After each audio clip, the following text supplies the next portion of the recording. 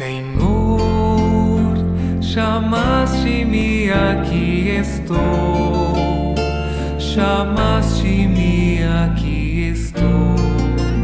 Oh, oh, oh, oh. Chamaste-me, aqui estou.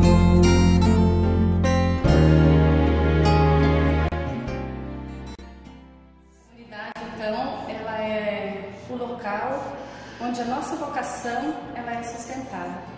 E a minha vocação ela foi sustentada pela comunidade porque desde criança, com a vivência na comunidade e também com a catequese, a gente ia descobrindo formas e maneiras de viver a nossa vocação.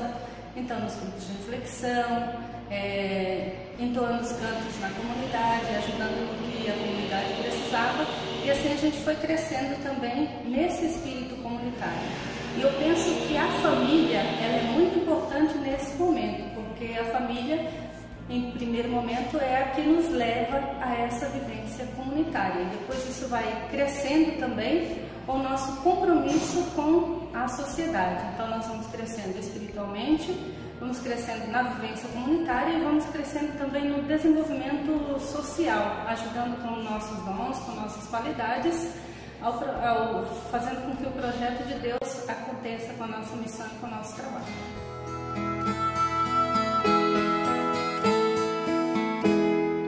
Humildes vão os missionários, pelo mundo eles vão a falar de um projeto que veio do céu, anunciando Jesus e o que foi que ele fez e falou.